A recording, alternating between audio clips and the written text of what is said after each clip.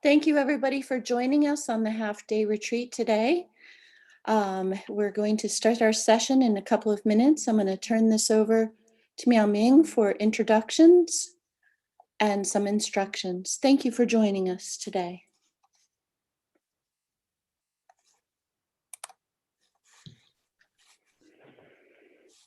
Good morning, good afternoon, depending on where you may be in the world this morning, and welcome to and thank you for joining us for this more intensive experience into Chan practice.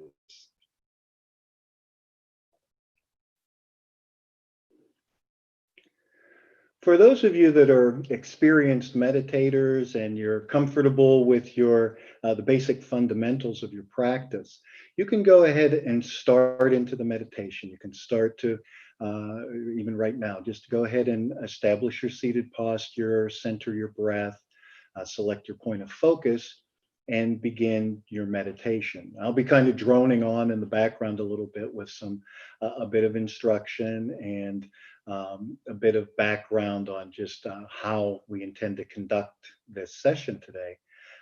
But you're welcome to go ahead and start in and utilize this first session to start to just relax the body, quiet the distractions of the body, relax and quiet any distractions of mind. So you can begin that now. But we welcome everyone. We welcome anyone that may not be an experienced meditator, anyone that is less experienced, a novice, maybe even your first time. You're certainly welcome to join into these sessions. This one is a bit of a departure from just the general introduction to meditation.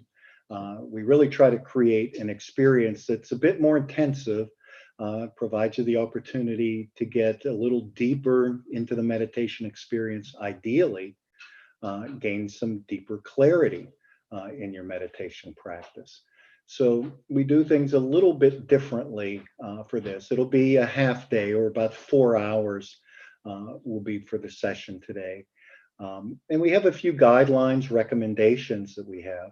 Normally, we would conduct this over multiple days, over these holiday weekends here at our center in Georgia. But because of obviously some of the restrictions and challenges that we're facing as a country today, video seems to be the safest way for us to still be able to connect and share an experience together.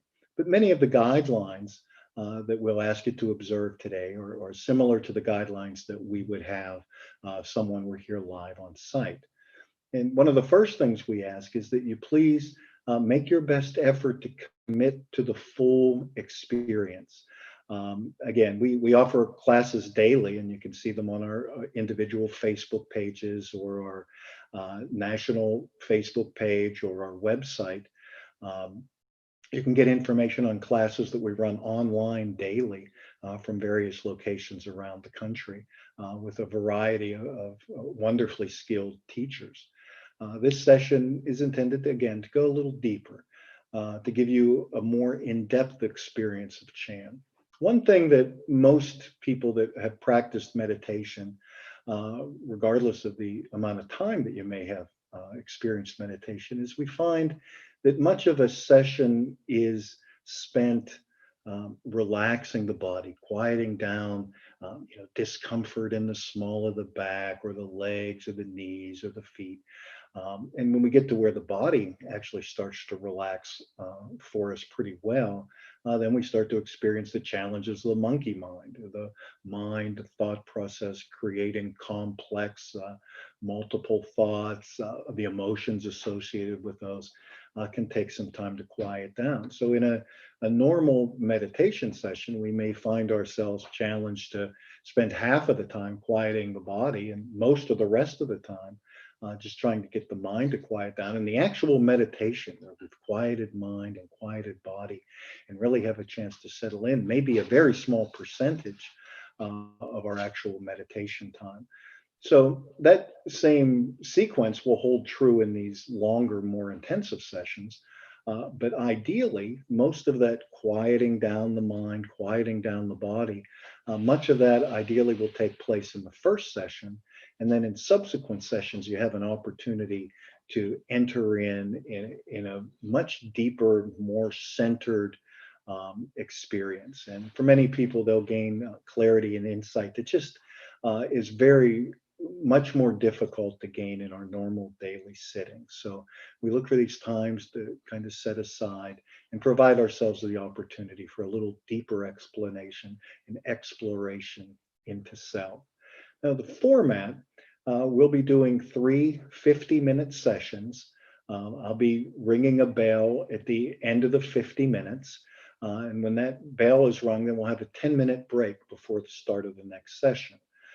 You may want to use that time to stand up, walk around, stretch out, try to eliminate any discomfort that you may have experienced during the actual seated session, and provide yourself the best opportunity to really sit, to really establish and sustain stillness in the physical self during the seated sessions. We do ask you to disengage from external stimuli for the duration of this session. So when we're on that 10-minute break between sessions, don't go check your email or check text messages or catch up on the news of the day or even have a conversation if you're in a room with others. Really try to spend this time being very focused to the self, very focused inwardly, and give yourself a chance to really experience what's happening within your own heart, not just how the mind may be interpreting that, but what you might really be able to feel inside. So take this time and kind of give it to yourself as a gift, to kind of get a break from all of those things that are challenging, that are stressful, that might be difficult. Give a chance for those things to just quiet, dissipate, and fade to background, and provide yourself the best opportunity to really get a true experience, to really savor the experience of Chan practice. We'll do a fourth session today as well. And the fourth session is really your session. The fourth session is an opportunity to share what you may have experienced. If you had some questions during any of the sessions where something was challenging, difficult, didn't quite resonate, and you'd like a different perspective or an opinion on that experience, then we can have sort of a shared experience for that last session. But the first three sessions will start out. This one, first session has a bit of instruction, this discussion that I'm having to start with. And much of this first meditation will be guided. The second meditation, there will be lesser guidance and more opportunity for you to sit in silence. The third session will have very minimal guidance in entry into the session, and will provide you the greatest opportunity to really utilize this time, utilize this connection to your greatest benefit. If you're able, try to refrain from ingesting any solids. If you, during a break, if you need to get a drink, maybe some tea to help keep you awake and focused, or some water to just keep yourself hydrated. But don't ask the body to be challenged in something like digestion. Ideally, you've eaten something before the session and are able to go through the next several hours without having to ingest food. If we ask the body to perform tasks like processing food, that's energy that is taken away from our ability that could be used to focus on gaining clarity and gaining the maximum benefit from the session. So let's really try not to burden the body by asking it to ingest or process anything. Same with the mind. Let's allow the mind and the emotion the opportunity to quiet and disengage from any external stimuli of thoughts or emotions, and really find out, really with some greater depth, what's happening within the self, to really get a feel for what's happening internally for the self. So with that, we're going to go ahead and start into the meditation of the first session. Again, this will be guided and structured by far more than any of the other sessions. And then we'll use the balance of this first session time to sit in silence, and really strive for silence, strive for stillness, You may find that there's discomfort grows to the point where it just becomes overwhelming, that it becomes an absolute distraction. Maybe the knee hurts or the back hurts. But don't just try to endure that pain or discomfort for the duration of that session. Please stretch out the legs, stretch it out, take the muscle cramp out, and allow yourself an opportunity to really settle into the relaxation part of this, as opposed to making it an endurance or a tolerance exercise.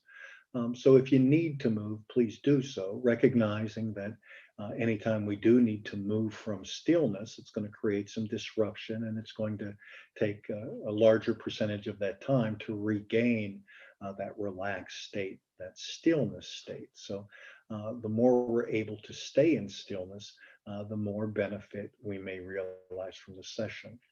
As far as turning on, turning off the video as a part of the connection, many people find that having the video on has a more visceral feel, a more uh, clear connection, a more feeling or sense of connection and community practice. And if you find that to be beneficial, please do so.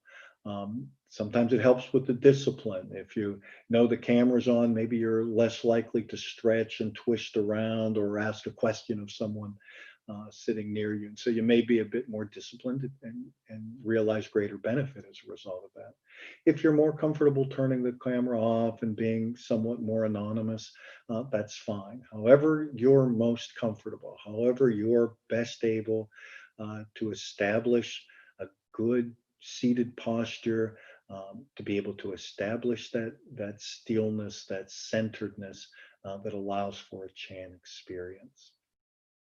So I'm going to go ahead and enter into, again, if you're an experienced meditator, ideally, you're already in your seated posture, you're already have centered the breath and are working towards focus. And you can just kind of disengage from what I'm talking about. You don't really need to attach to that or process that, but just allow it to fade to background. If you're new to meditation, or new to Chan practice, maybe has some differences from other meditation practices that you may be familiar with. I'm just going to talk through some of the basic fundamentals of Chan practice. And the first of those is posture. And there are a number of postures that work exceptionally well for meditation. And the key is that you're able to find and define two, I guess, critical characteristics to posture. And one is that you're able to comfortably sit and gain some stillness and some stability. There's a number of cross-legged postures. There's a number of on-the-knee postures. There's a number of postures sitting in a straight-back chair that can allow you to be able to establish a posture that allows for stillness. We don't recommend being in a slouched or um, a strangely contorted posture, or sitting in a lazy boy or something of that nature, or laying on the floor. In Chan practice, we also strive to have alignment of the spine from the top of the head, kind of straight down through the center line of the body and connected to the ground. We like to establish that very straight line, establish and sustain that through the duration of the meditation session. There's a number of reasons for that. Blood flow, oxygenated blood that keeps the body vibrant. It also allows for better connectivity, many things that we talk about in our daily and weekly classes. So if you're interested in some of the nuances, some of the rationale behind specifics of the posture, those are the kind of things that we explore in our weekly classes. But for today's session, please just make your best effort to create and establish these postures. Give yourself the experience to gain some sense of what Chan practice is like, and how that may be of benefit to you. So a posture that's very solid and still, be that a cross-legged posture in a chair, on your knees, whatever posture allows you to gain some stability and also gain this alignment of the spine. We have sort of a mnemonic we use to help remember these basic fundamentals. We talk about sitting like a colossal bell. If you can imagine or visualize this large, massive temple bell, and if that were sitting on maybe some soft ground, how that bell would actually sink in and really connect very solidly, very stable to that soft ground for the entirety of its circumference of contact. That's really what we're trying to establish with our seated posture. Maximum contact with the surface, very still. There's even a sense of solidity and mass that allows us to feel very connected. And then within that connection, this straight alignment, alignment like a pine tree. Pine trees have a tendency to grow very straight. And so we want the spine to be very straight. That allows for, that actually facilitates allowing for this deeper relaxation. The skeleton holds the structure, the musculature can soften and relax more in that posture. It also allows for unimpeded breath. And I'm going to talk about belly breathing here in a few minutes, but it allows for expansion and contraction of the belly or the abdominals in a way that's unimpeded. And so it allows for a very smooth, very natural, very comfortable flow of the breath, which is another benefit of this straight like the pine tree. So once we've established those very basic fundamentals of stability and alignment, then we start to focus on a few enhancements to that. One of the enhancements is what we call the hand mudra. What do I do with my hands? There's a number of different hand position, hand postures that people find beneficial for meditation practice. The one we recommend to begin with, sort of, is to establish a frame of reference for what we can do with the hands, is to simply take one hand and rest it in the other, and then bring the thumbs up on top. So the position is actually kind of looks like you're holding an egg in between the index fingers and thumbs, and then just allow that to relax very gently in your lap. So the arms are gently extended, nothing's overextended, nothing's held very rigid. Everything in the posture should feel very soft. And we just allow that hand posture to relax into the lap. We take the tongue and roll the tongue upward so that the tip of the tongue makes a very light, very slight contact with the upper palate, just behind, but not touching the teeth. And so we help to establish some sense of concentration or some sense of focus by this hand mudra where the thumbs are touching but not touching. So close together that I wouldn't be able to slide even a sheet of paper between them, but not actually making contact. The tongue does the same thing against the roof of the mouth. It's rolled back to where it's just almost making contact, but not quite. This helps to focus the thought process, helps to focus the mind. If we start to create a chain of thought, if we start to embellish a thought, create judgments around a thought, as soon as the mind starts to engage, it will forget about these things like the tongue and the thumbs. And so you may find the thumbs crashing hard together, or you'll find the tongue dropping away from the roof of the mouth. And we may follow that chain of thought for some period of time. As we become more mindful or more aware in the meditation, we may recognize that the tongue's dropped away or the thumbs have fallen far apart, the gap has widened significantly. And if whenever we have that happen, whenever we recognize that, then just simply go back to reestablish those basic points. Put the thumb back in its position, roll the tongue back up against the roof of the mouth, and release whatever thought or emotion was creating the distraction, and go back to focusing on the breath, focusing on relaxing body, quieting the mind.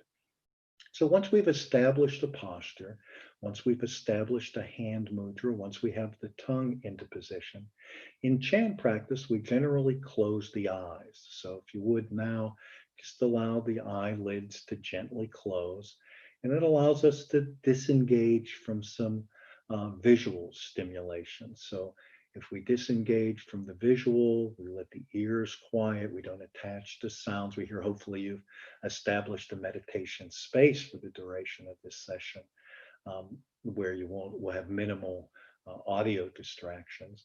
Ideally, you have a temperature if it's comfortable. It's not too hot or not too cool.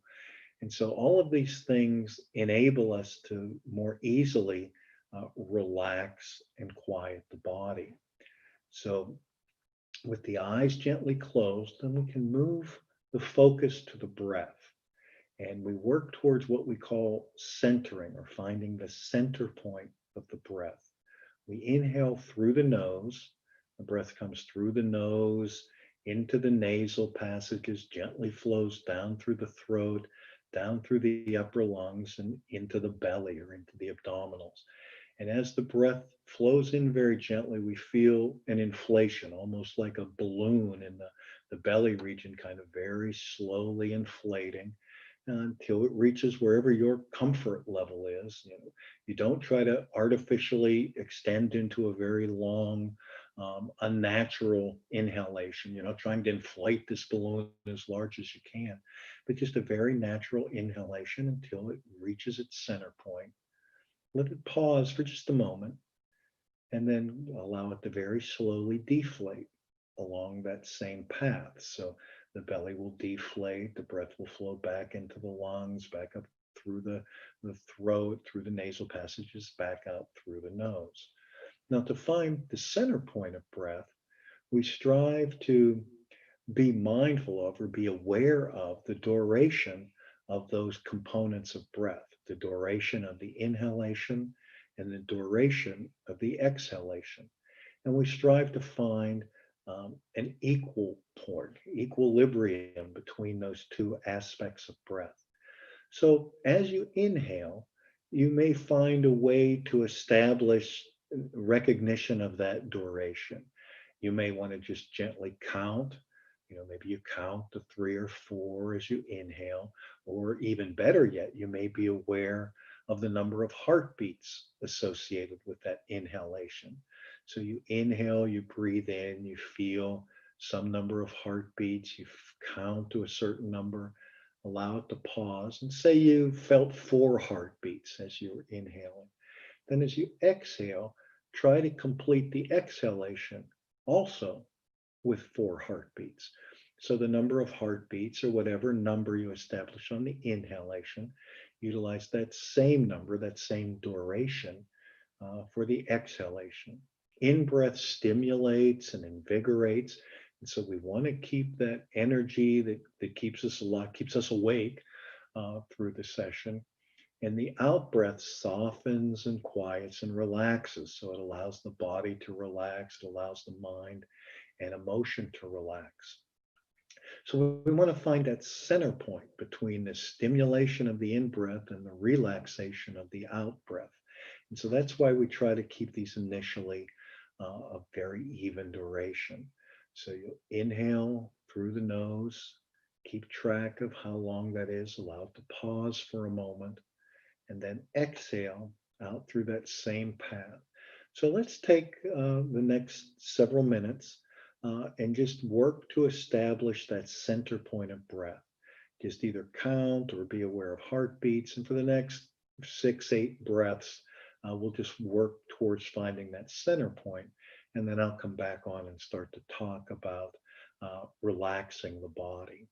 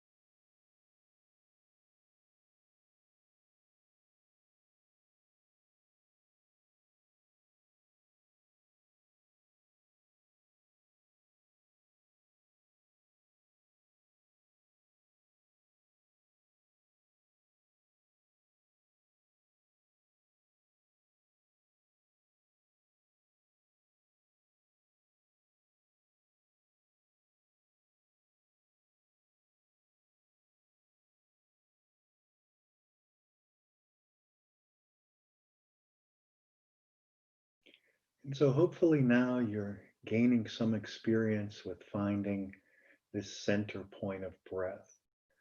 Now we'll do that for 8 or 10, maybe a dozen breaths or so. But we don't want to attach to the counting. We don't want to attach to trying to feel the heartbeats for the entire session of the meditation. So once we pretty much establish that center point of breath, then just let that counting go as well. And just trust that once you've established that center point generally, that it will pretty much remain. If you find yourself getting dramatically out of sync where the in breath feels much longer or the out breath feels too short, you can count a couple of breaths to get back to center. Like all things, the more we practice it, the more proficient we get. So, in general, after a few sessions, we're able to establish the center point of breath and be able to sustain it for the remainder of the time in this meditation session. So if you have 8 or 10 breaths and you've counted them, you can just kind of let that counting go now and just try to maintain that in breath and out breath kind of equal or centered.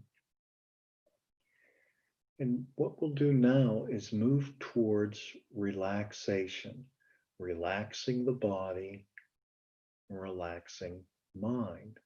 We'll start with the body, and I'm just going to talk us through a relaxation inventory that you may find valuable. It works in harmony with the breath, works in harmony with the heartbeat to quiet and soften and relax the body. So begin by moving to the very top of the head. We talked about holding the spine very straight, being straight like a pine tree. Well, imagine that very uppermost point on the top of the head, the connection point, if you will. And a lot of practices will talk about making some connection to the top of the head, like a string was tied on top of the head and it's pulling a gentle tension upwards. Focus on where that attachment point would be, where you would attach a string to pull the spine nice and straight. And focus there primarily with the exhale or the out breath. And every time you exhale, feel that spot, that point on the very top of the head, softening and relaxing. And feel this softening and relaxing to a very subtle degree. Feel the skin softening and relaxing. Feel the pores opening and relaxing. And as we continue to focus on the exhalation with each out breath, softening and relaxing a little deeper, a little more completely, we may start to get a sense where what initially felt very solid, with the skin tension there, and maybe the hair on top of the head, as we exhale and focus on softening and relaxing, that it softens almost to the point where it starts to feel more liquid than solid. That it's just softening to a pool of molten, warm, soft, relaxed spot on the very top of the head.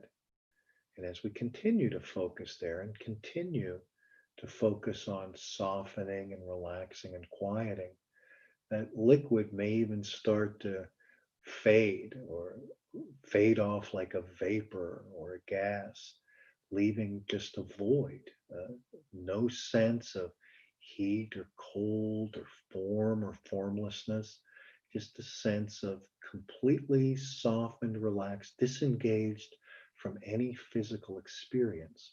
And we create a point of reference for that very softened, very deeply relaxed point. And then all we want to do is take that frame of reference, take that experience, and very gently, softly expand that to the rest of the body, the rest of the essence of the physical self. So every time we exhale, we feel that spot widen, grow, spread in its softness and relaxing to encompass more and more of the physical self. Oftentimes, a visualization I'll use is to imagine vessel, a pitcher of a very warm, soothing oil just over this spot and being poured right on this spot where we focused to soften and relax initially. And then imagine this warm, thick, soothing, relaxing oil spreading from that spot and flowing down over the body. And everything that it touches softens and relaxes as well. So as we exhale, there's a feeling of this flowing of softness and relaxation down over the back of the head, down over the sides of the head and around the ears, flowing down over the forehead.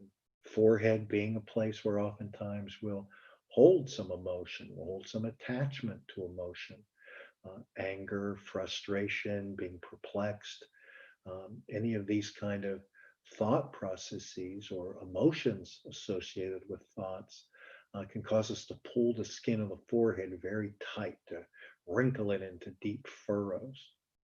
And so we very consciously focus on softening and relaxing the skin above the eyes, that area of the forehead, softening and relaxing as this warm, soothing oil flows over that part of the body. And it continues to flow down over the eyelids. The eyes are closed, but we don't really force them closed with a lot of muscular strength. We allow gravity to help the process a little bit. And we just allow the eyes to very gently, softly relax and close. And then there's this continuing sense of this feeling of this warm, soothing oil flowing over the face, the chin and the jaw softening and relaxing, and the whole face just softening and relaxing. It's amazing how body and mind are really very deeply connected to each other. And if we make a very conscious effort to softly relax the body, the mind and emotion will soften and relax as well. If the body becomes very agitated, mind and emotion will become very agitated as well. So either can lead, either can follow. In our meditation practice, we initially allow a softening and relaxing of the body, a very conscious effort to soften and relax the body, to lead mind and emotion into a softer, more relaxed state. So we continue to focus on that softening and relaxing down through the whole physical self. So we've quieted and relaxed the face. We allow that to flow to the neck. The neck softens and relaxes. The weight of the head settles in at a very natural angle. In that softness, almost a cushioning, almost like a pillow, allowing the head to soften and relax at a very natural and comfortable angle. And that softening and relaxing sensation then flows from the neck out across the shoulders. Every time we exhale, softens and relaxes a little fuller, a little more completely. It's also aided a bit by gravity. The weight of the arms is gently pulling a very gentle tension against the shoulder joint, allowing the shoulders and the neck to soften and relax. Much like the forehead, we may have some attachment to frustration or anger. We'll do the same thing with the neck and the shoulders. If we feel some stress or some agitation or frustration, we may pull the shoulders up tight and closer up towards the ears. In this process, we very consciously work to soften and relax, allow the weight of the arms to pull its gentle tension downwards, and allow the shoulders to soften and relax. Almost to where there's a sense of a feeling or a flow from the shoulders down through the upper arms, softening and relaxing through the elbows, through the forearms, softening and relaxing through the wrist and the hands, and almost like there's a flowing out through the fingers. And every time we exhale, we soften a little deeper, a little more completely. We also allow for some softening and relaxation of the internal organ function. We've already softened and relaxed the breath. By finding the center point of breath, we've relaxed the breath so that it doesn't just flow in and out from the lungs, but it flows deeper into the body, providing a greater opportunity for the body to pull nutrients and to be able to pull oxygen from the breath. So, by softening and slowing and deepening the breath, we gain additional benefit from it. It becomes a better, more healthful experience. By softening and relaxing the breath, we give the body a greater opportunity to pull oxygen and nutrients from each breath into the bloodstream, allow a softened and quieted, relaxed heart to feel more completely with that oxygenated blood, allowing that to flow out and nourish the tissues and the remainder of the body. So the function of the internal organs becomes enhanced um, from a softening and relaxing. The benefit of the breath to the body is enhanced by softening and slowing and deepening and relaxing. We allow the whole torso, the whole upper body to soften and relax, almost a sense like it's melting into the seated posture that we've selected. We exhale, the body softens, relaxes, flows, melts into the seated posture, increasing the stability, enhancing the stillness. And with each out breath, there's a sense from the top of the head, this warm, soothing oil flowing over the face, flowing down across the shoulders and arms, softening and slowing and quieting the internal organs, flowing into our seated posture. And then just feeling that softening and relaxing sensation flowing from the hips out through the legs to the knees, maybe back through the shins and the calves to the ankles and the feet and out through the toes. And there's this complete sense from the very top of the body, that area where we might pull some tension to keep the spine nice and straight.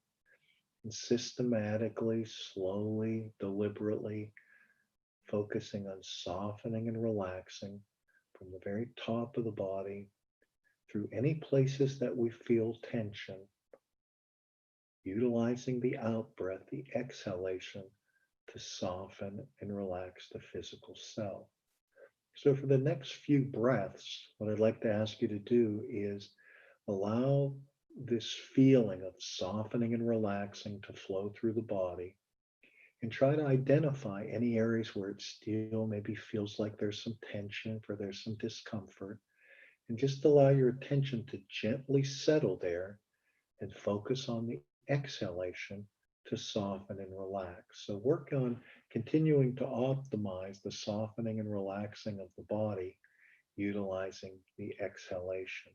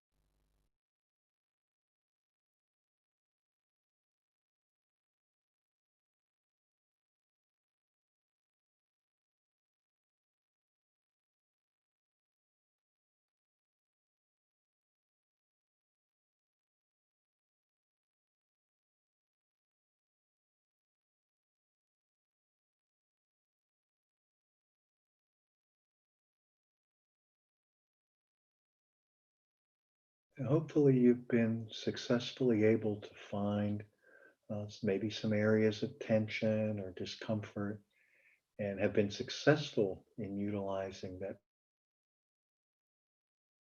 exhalation to soften and relax, or at least diminish the discomfort. You can utilize this inventory of relaxation in any sequence that you feel comfortable with. You can add to additional areas that you might want to focus. You may want to subtract a few out if you're more easily able to relax them. But you can modify this however you're comfortable to be useful and beneficial for you in establishing a softened and relaxed um, physical self, and one that allows for establishing and sustaining stillness. So, as the body quiets and relaxes, continue to monitor, continue to identify any areas that might benefit from additional focus. Focus on the exhalations to allow those areas to soften and relax, to minimize them as distractions. Once we become reasonably successful at getting the body to quiet and fade and no longer be vying for our attention, we can start to focus more on quieting and softening the mind. The body and mind, as I mentioned earlier, are very integrated with each other. And if we're successful and as we become more proficient in relaxing the body, we may find the path to relaxing thoughts, mind, process, and emotions to become easier as well over time. In Chan practice, we don't try to stop or block the thoughts.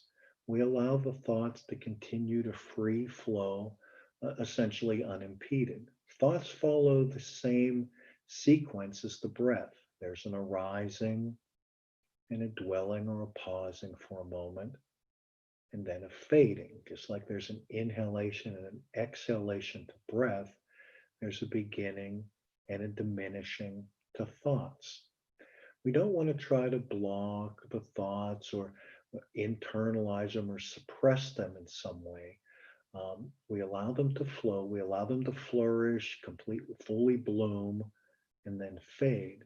What we do strive to do is to not embellish the thoughts, to not create a train of thought or a flow of thought.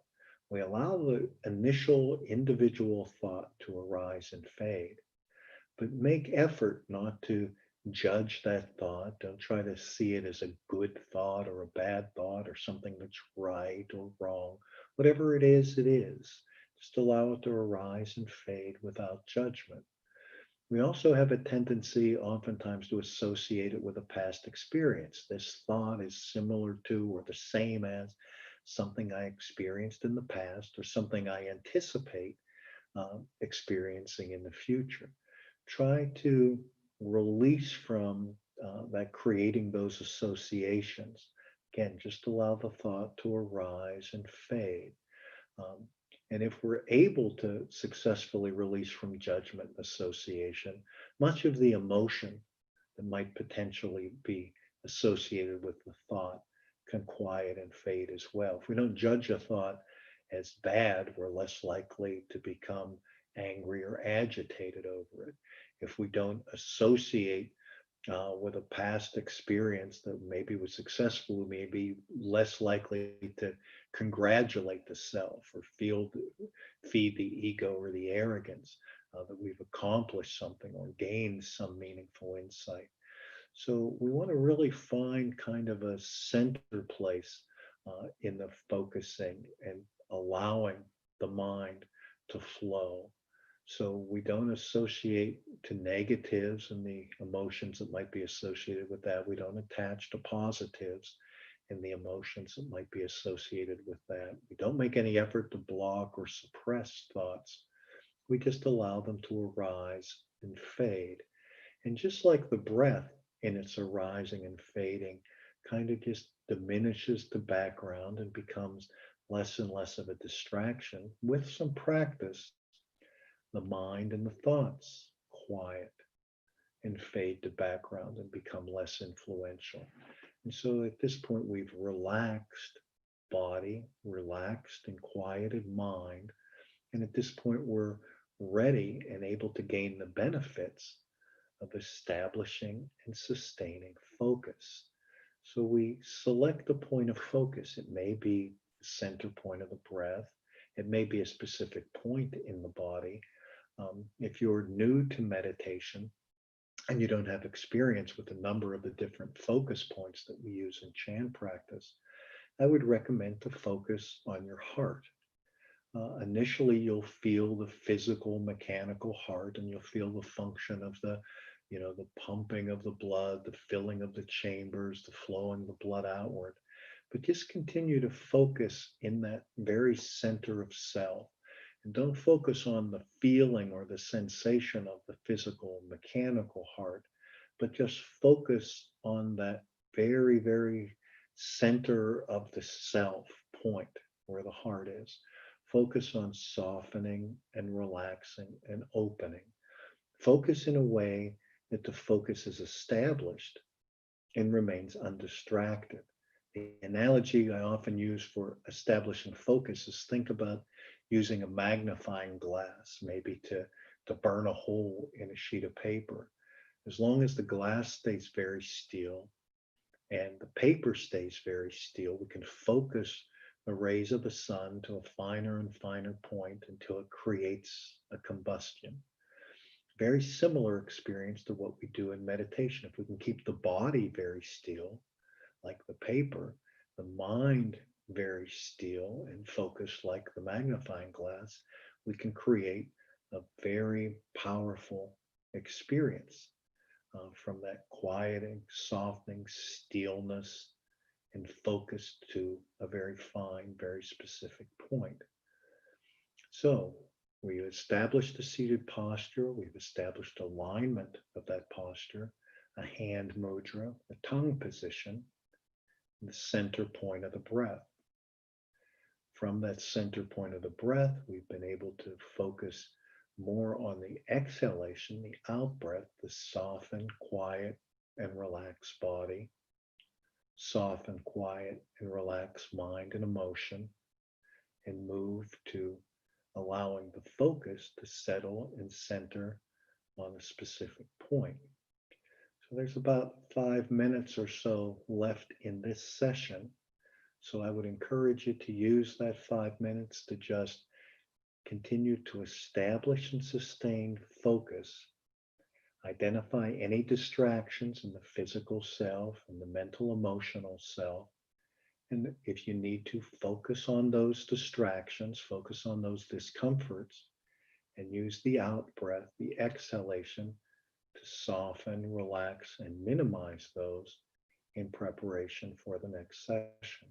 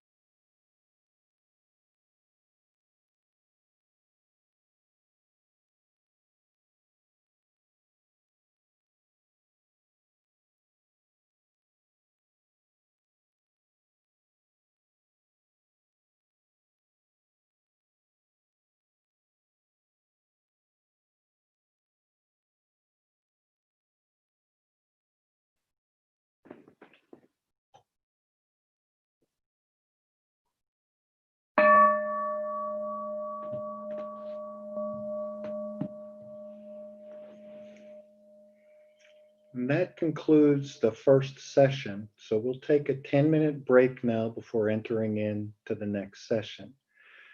Please try to adhere to the initial guidelines to get the best experience that you may out of this. So try to avoid eye contact, try to avoid any conversations, try to avoid any external stimuli that you will then need to be able to have to quiet and relax out of for the next session. So use the time to reinvigorate the body, hydrate if you need to, stretch and relax, and be prepared to enter into the next session. Next session will have less guidance and more opportunity for you to focus on stillness and silence.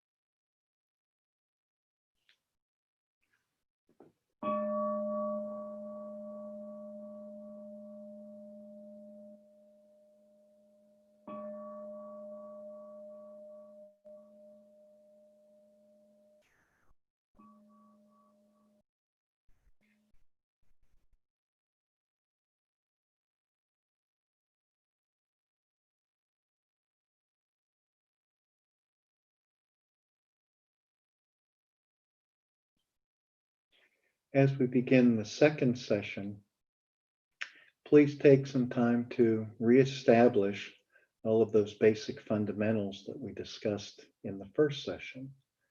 Create a posture that allows for stability and stillness, that allows for alignment of the spine, a nice straight vertical alignment from the top of the physical self to the bottom of the physical self in the seated posture, allows for unimpeded expansion of the breath, the inhalation and the exhalation.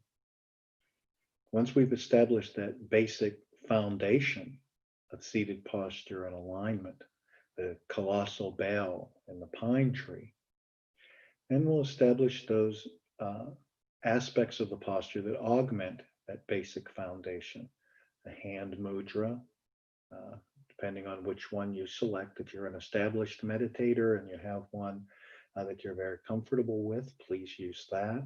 If you're beginning, novice, new to Chan practice, recommend you use this very basic meditation mudra, one hand resting in the other, the thumbs up above, touching but not touching, and allow the hands to relax very gently in the lap, the tongue against the roof of the mouth, and we close the eyes. Eyes close and relax, and then we move to finding and establishing the center point of the breath. Focus on the inhalations and keep track of the duration of the inhalation, either by counting or by being aware of the heartbeats. Allow the breath to expand the lower abdominals, expand the belly like a balloon. If you're having some trouble finding that expansion, you can always press the arms with a little bit of pressure against the side of the body below the rib cage and feel if the belly is expanding and pushing against the arms as you inhale, and if that pressure is releasing or relaxing on the exhalation. Whatever the duration of your natural, comfortable in-breath is, have the out-breath or the exhalation be for that same duration. So inhalation and exhalation of the same duration. Count to 3 or 4 as you inhale, count to 3 or 4 as you exhale. In-breath stimulates, out-breath relaxes. Strive to find that center point of breath. So for the next few minutes, just establish the posture, the alignment, the hand position, the tongue position, gently closing the eyes, and strive to find the center point of breath.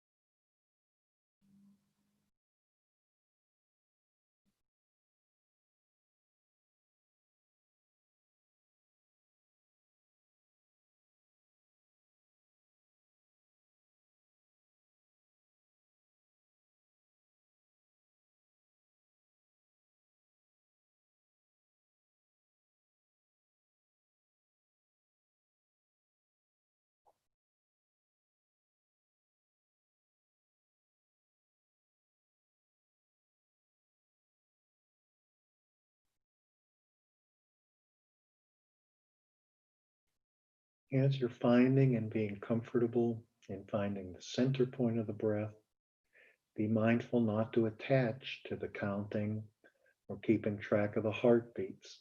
Just establish that center point and then release from the need to monitor or control and just allow the breath to find its natural center point.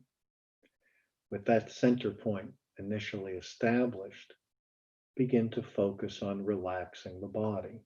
You can use the technique that we used in the first session, focusing at the start on the very top of the head, that point where we might be pulling gentle tension to keep the spine straight, and then going through an inventory of various places from that topmost point to the bottommost point of the physical self, seeking any areas of tension, discomfort, and focusing on the exhalation to release from the distraction of that tension or discomfort.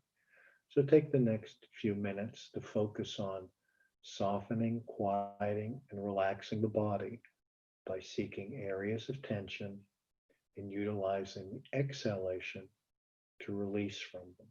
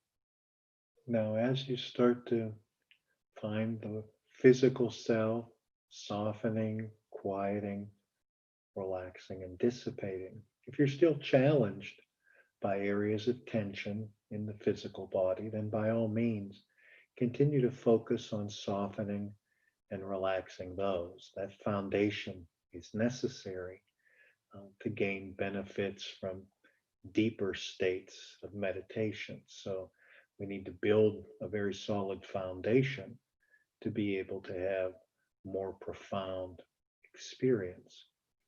Once the body is adequately relaxed and quieted, we can begin to focus on mind, softening and relaxing the thought process and associated emotions.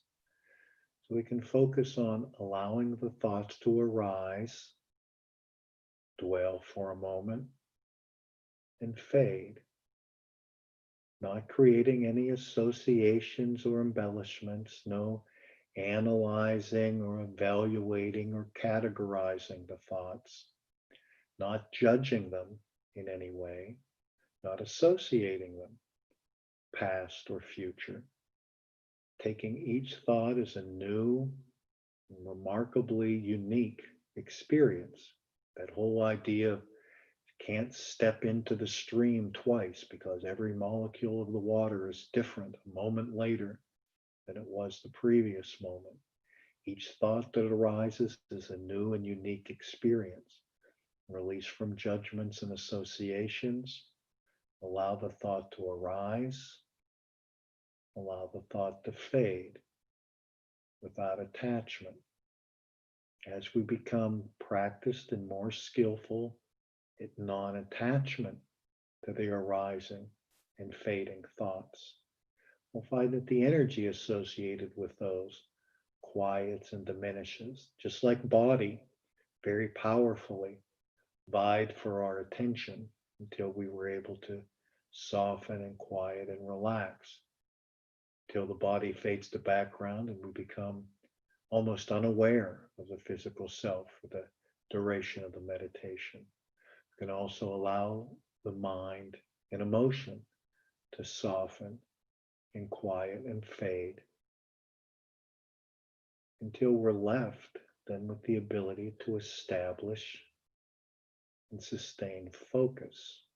Everything up until this point has been preparing us, providing us the foundation necessary to establish focus and to be able to sustain that focus for as long as we choose. In focus is where much of the benefit of meditation practice is realized. Up until this point, body has been distracting us by minor aches and pains, or maybe some illness or some diminished capacity in some way. But as we're able to surpass those limitations, those distractions of body, this becomes the frame of reference, the foundation for being able to relax in quiet mind. When we can relax in quiet mind, we can then start to gain the benefits of focus. In focus or concentration, oftentimes we'll discuss this in Chan practice as realizing the various states of Chanding.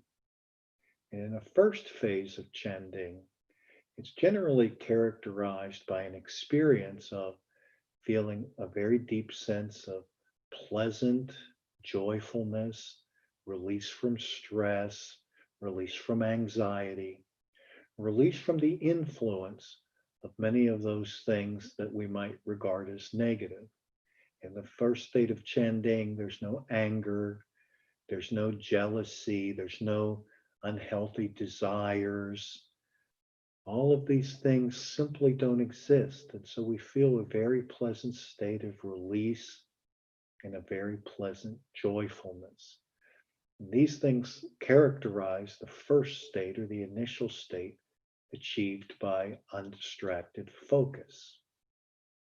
If we're able to continue into that state of undistracted focus, we can feel that the mind itself ceases to move and function, just like the body completely quieted and dissipated.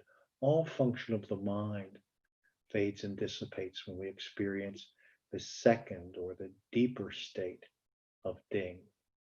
And we'll find that there's still very much a state of pleasantness, of bliss, even, of very deep joyfulness. And the ability for thoughts to form continues to diminish. So, whereas in the first state it was very pleasant and there was a release from negativities, in the second state, there's a release from thoughts forming at all. So we don't feel that formation of thought, the dwelling, the fading. That dissipates just like the body faded and dissipated in the first stage. There's still a very deep and very profound sense of calm and peacefulness and centeredness. And as long as we're able to maintain this detachment from distractions of body, distractions of mind and emotion, we can experience this deeper state, this complete release from any of the tension or stress or discomfort or challenges presented to us by formed thoughts. If we're able to continue in our state of focus, and that's just continuing with the centered breath, with a very gentle connection to the area we've selected, maybe a chakra, maybe the center of the breath. Recommendation for this session is to center and focus in the heart. And as we feel the heart soften and relax and open, this sort of void state that we may have experienced from the second phase or second depth of focus or Chanding, where formed thought fades, starts to become replaced by a very deep, very profound sense of interconnectedness. That all of the artificial boundaries we've created between what we consider the self and all other things starts to fade. And we start to discover this very profound connection with all things, with the breath, with the other forms of life, with the environment that we find ourselves in. There starts to become less and less isolation, less and less separation of a separate self and all other things. And this very profound experience of interconnectedness. It's not a thought, it's not an intellectual exercise, it's not an expansion of knowledge of the concept of interconnectedness. It's the actual experience of being fully and completely connected with and in harmony with, or out of harmony, out of sync with all other things. But we start to experience very clearly and very profoundly these connections. It's not connections formed in the mind, it's connections that are experienced by the connection itself. If we're able to continue the focus beyond the state, this experience of interconnectedness, we can start to find a state where the breath even seems to cease to exist. Oftentimes, people will come out of the experience of the fourth phase of Ding and say, I don't think I was breathing for some period of time. You were. You just lost all awareness and sense of the inhalation and exhalation. The center point of the breath becomes dominant and overwhelming to where the mechanics of breath fade from perception. Form fades. We talk about this idea of form and formlessness. Form being those things that are perceived by the physical self. Form are things that we can see and hear and touch and taste. That way of perceiving and connecting fades, and we connect in what's considered a formless way, connecting with the spiritual essence of self with all other things, as opposed to connecting through some physical means of connecting. We connect from the heart. The true essence of heart Chan is to experience this fourth stage of Chanding, where the connection isn't dictated by physical limitations of time and space, proximity. There's simply a very clear, very visceral, very profound sense of being harmoniously connected. We experience these various states of Chanding by relaxing and surpassing influence of the body, relaxing and surpassing mind and emotion, establishing and sustaining undistracted focus. And within the focus, flow through these four stages of realization: a deep, profound, pleasant calmness, a release from the influence of negativity, an experience of interconnectedness, an experience of deep realization of self.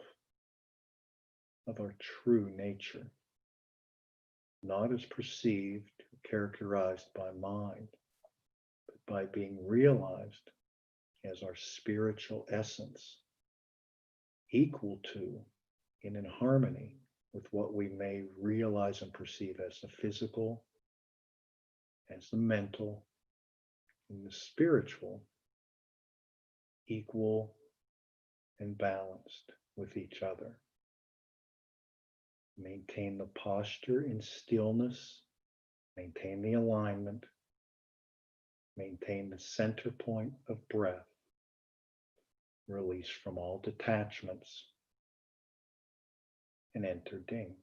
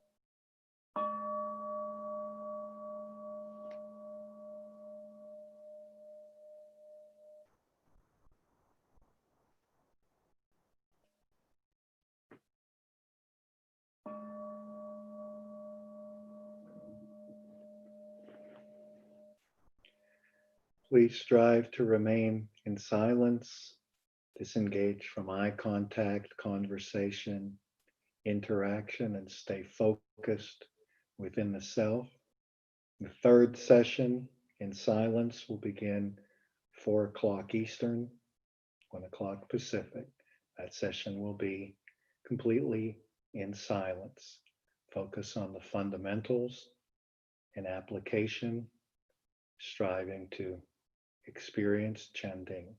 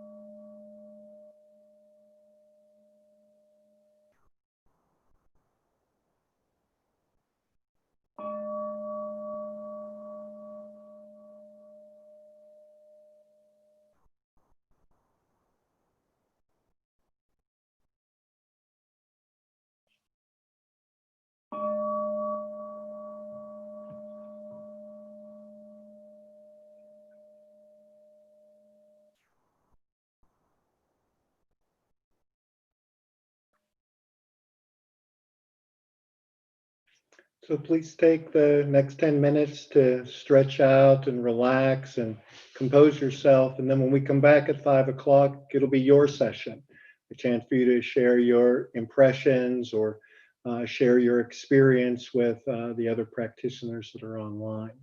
So we'll see you at 5 o'clock.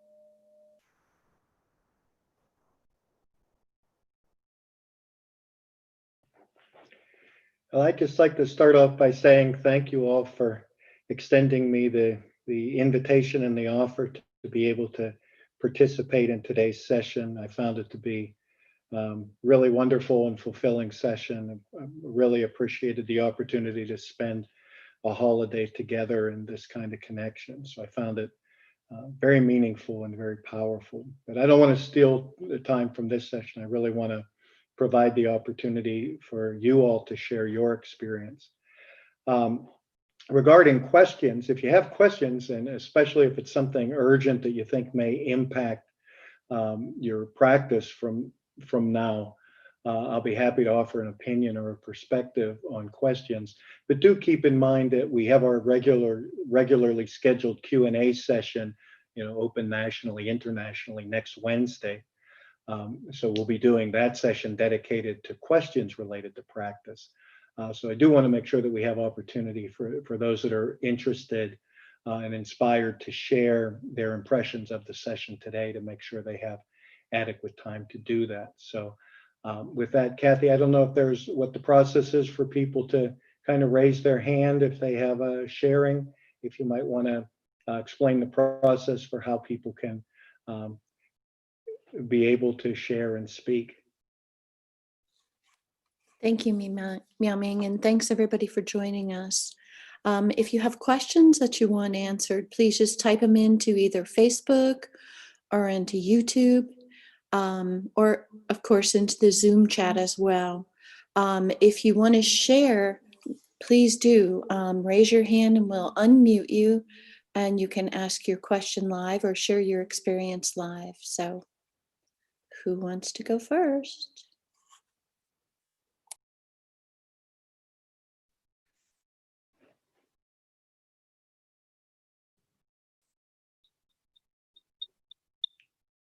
Can I ask a question?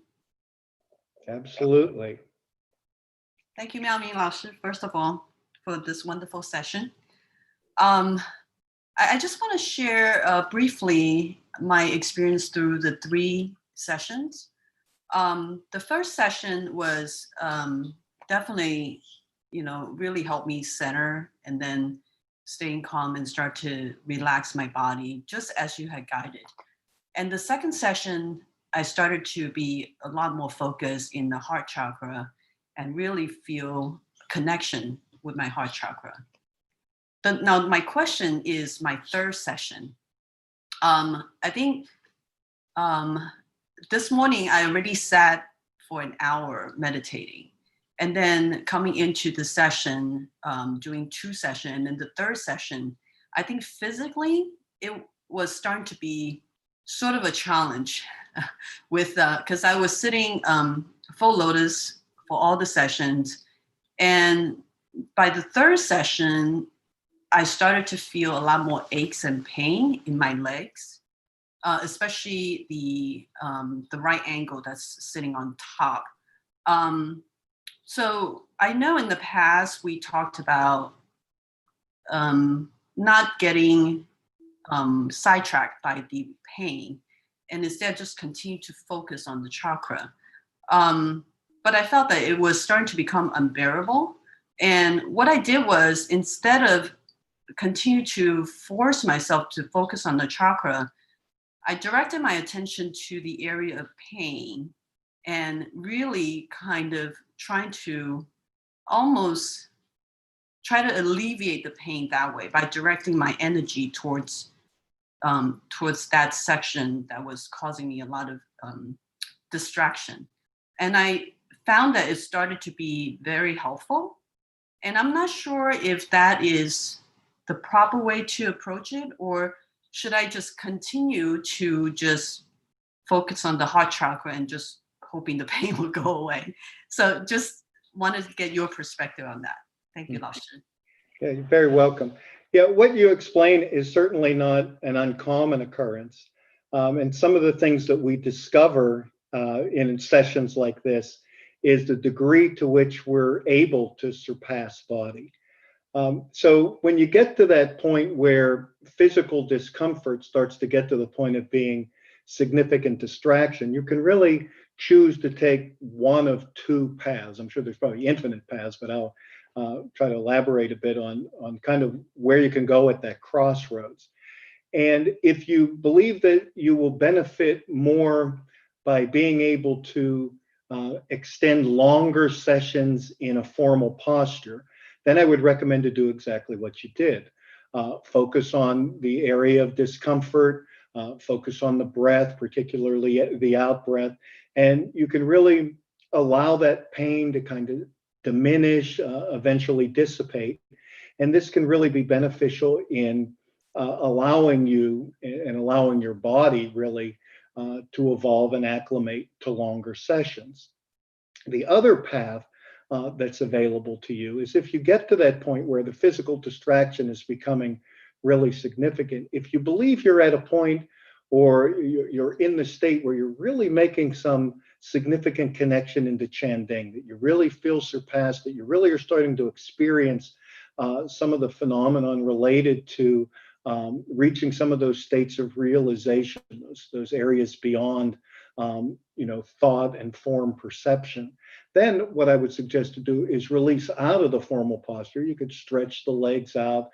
You could make a change to the posture that relieves that and focus more on not breaking the focus.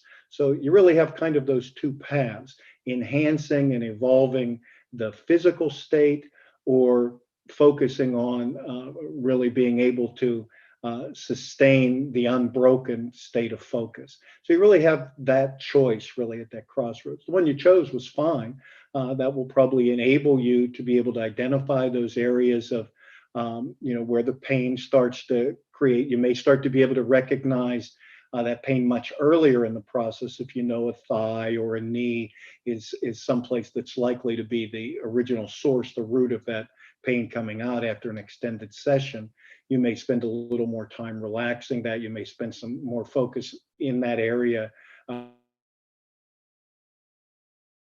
earlier in the session, catch it earlier before it becomes as significant of a distraction. So you start to learn more and more about the physical self and how you're able to deal with that. And again, the other path would be to try to stay unabated or unbroken on the point of focus and allow the body to relax as necessary to be able to sustain that focus. So that would be my perspective on what you experienced in today's session. Thank you, 老师. That's very helpful. You're very welcome.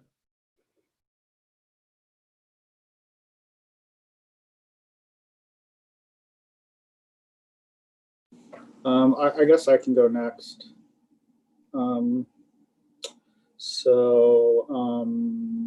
Today was a little bit different for me. I was pretty excited about this, especially relative to the last one that we did, where I really felt like I really gained a lot of calming, a lot of calm from it and everything. Today was a little bit different though. I didn't feel as much. I mean, I was pretty excited because, Mao Ming is going to lead us. And I was like, oh, this is going to be, better because it's Mao Ming. And no offense, Mao Ming. But I didn't feel that. I didn't feel as much calming as I did from last time. And I'm not sure why. It might be because tomorrow I have to go back to school. I'm a teacher. So tomorrow we're back and we have students and it's going to be like, social distancing nightmare. So I think I'm a little bit nervous about that, which is, I guess it's okay. I know that in a previous one of these that we had, when I was meditating and I talked to, I think Wang Ming had a similar experience, and I've spoken a little bit about this in some of the classes. All of a sudden I had felt something, and I almost felt like it was coming from Shifu. It was like this blessing, and not to worry about the coronavirus, not to worry about the COVID-19, almost as if Shifu was blessing me, but I mean, he was really blessing all of us. And I kind of really felt that, but there's this part of me that's almost afraid to believe it, just because, I mean, it's like something that I kind of have to put my faith in. And, with all the information and all the different things that are going around with this, it's a little bit nerve wracking. So I'm not sure if that has something to do. I almost feel like in some strange way, I'm waiting for some sort of information.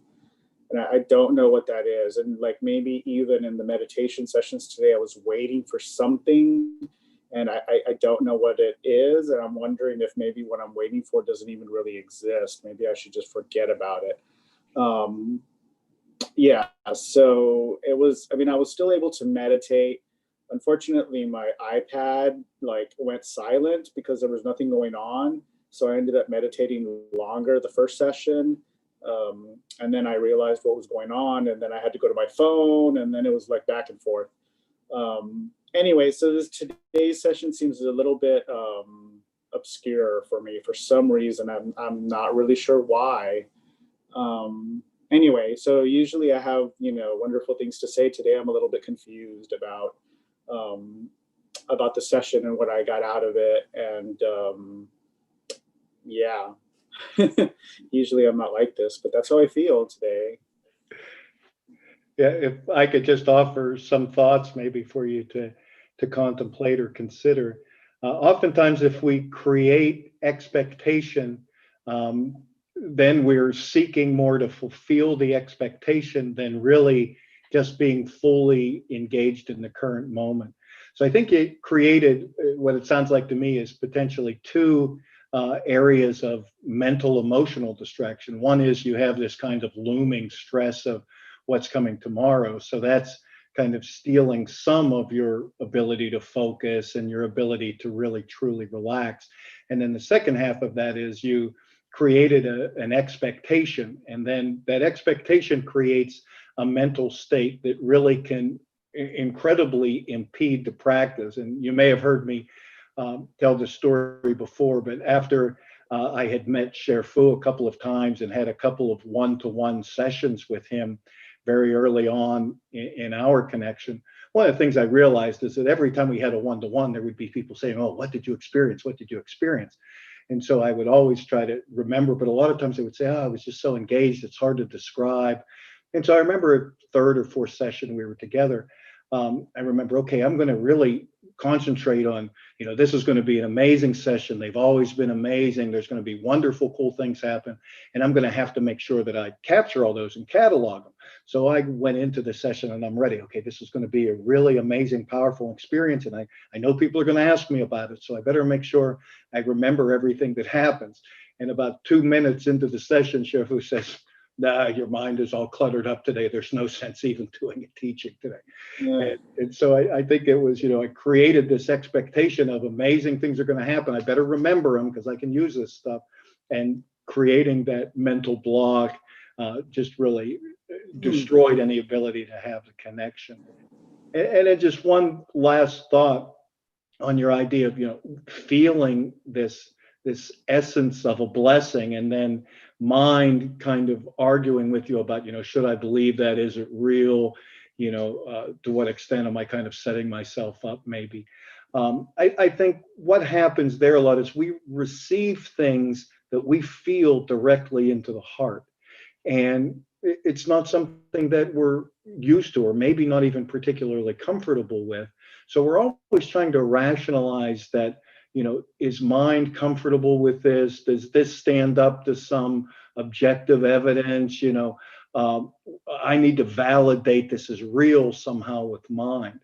And I think a lot of what we strive to accomplish in the practice is being able to comfortably release from that dominance of mind. Everything doesn't have to meet some criteria. Everything doesn't have to pass some mental validity test for us to really benefit from it. So I think when we feel something like a blessing, we feel like a very comforting feeling comes in, that we need to be able to get to the point where we can just accept that and internalize that and appreciate the benefit of that feeling without necessarily having to rationalize it to mind. That we can tell mind, you can just relax. You don't have to validate this. You can just experience the wonder, the beauty, the comfort, the compassion of that sense of connectedness, that sense of feeling of being connected and supported without mind having to be comfortable with that. And I think that's a lot of the practice, that there's kind of a harmony of body, mind, spirit, without one of those necessarily needing dominance in that harmony. So those are just some thoughts related to what you shared. Thank you.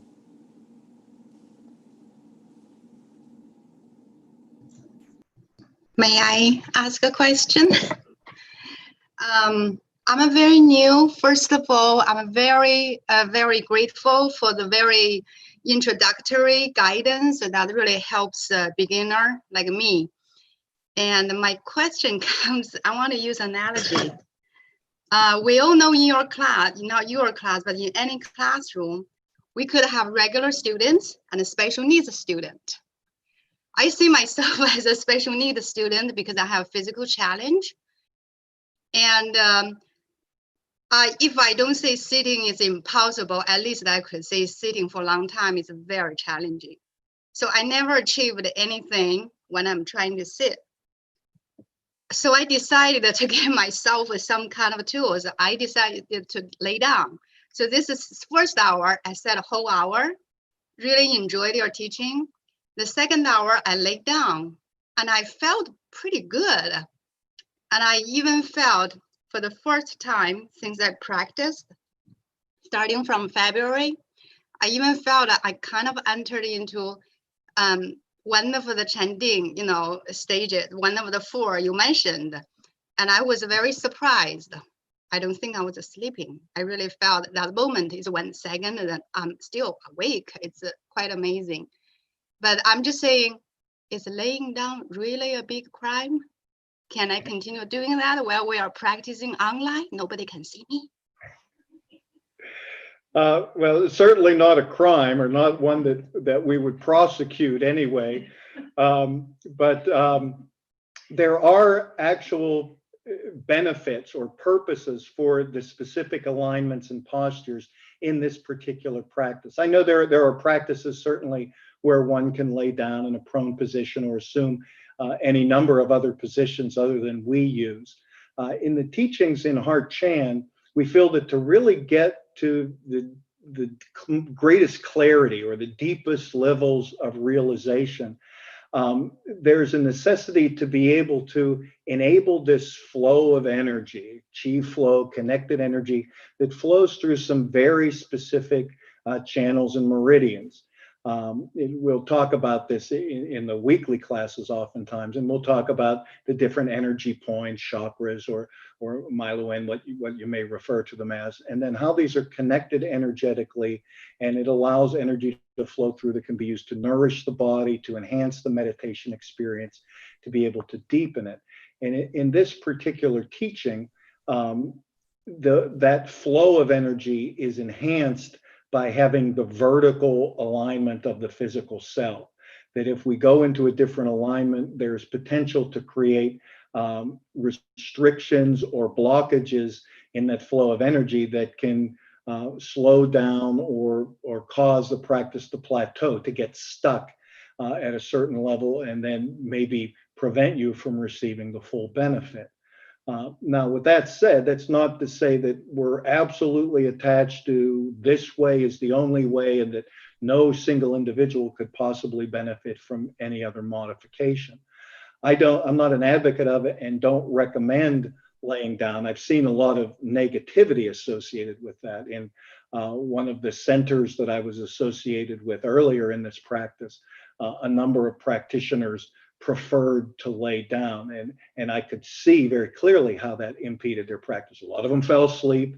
A lot of them got too relaxed. They became much too focused on pleasurable experience of the body, which never really translated to relaxing, quieting mind and emotion, and certainly didn't enable them to be able to gain significant benefit of establishing and sustaining focus. That's not to say that you won't. It's just that in general, we try to establish a basic foundation of practice and then modify individually as necessary to get the best possible experience we can for ourselves. So if you're associated with a center, you're working with a teacher, I think continue to work with them. If you find that because of some physical limitations that seated posture, vertical alignment is causing you more of a challenge than benefit, maybe in your specific and unique case, there may be modifications to the posture that allows you to make progress. I mean, this is always very much an individual journey. And it's not a one size fits all process. So we have some foundational, time tested, proven over time aspects of the teaching that for most people allow steady progress and evolution through the practice. It's not to say that it's absolute for every single individual. So again, if you're working with a teacher, with a center, work with them on modifications that allow your physical limitations to harmonize to the greatest extent possible with the basic foundational elements of the practice and define your individual path, your individual journey. Thank you. I really appreciate your insight. You're very welcome. My name is Gail. I have a comment and a question. Thank you so much, and I'm very new to meditation, and today's experience fantastic. I learned a lot, but I also found that I was able to relax. I think that was the third stage. I don't have the terminology yet, but and then I tried in the second and third sessions. When I tried to go beyond that, I was overwhelmed, and I just I decided I would stay at the level that I was comfortable with, and I hope that's okay. But it did feel fantastic. I also have a question. I have a kind of medical condition that I cannot sit too long. If I sit too long, actually today wasn't too bad. Maybe it's going to cure me. If I sit long, my hips and my thighs will ache. There will be pain. So I did actually change my leg position and just to ease that. I'm wondering, should I try shorter sessions for myself to practice, or should I practice longer session and toughen through and try that? I don't know. Just these are the things that make me wonder. But thank you so much. It was fantastic. No, you're very welcome. There's absolutely a progression generally to the practice. And we build and establish a foundation and then grow from that foundation. So what you explained in the first part of your sharing is exactly what I would recommend for any new practitioner to do. And that's focus on the foundational aspects you need that will allow for growth, for you to evolve through the practice.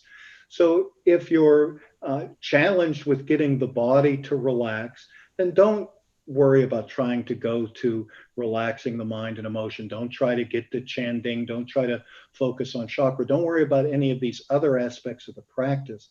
Work on being very comfortable with that first stage, which is detaching from or surpassing the physical self.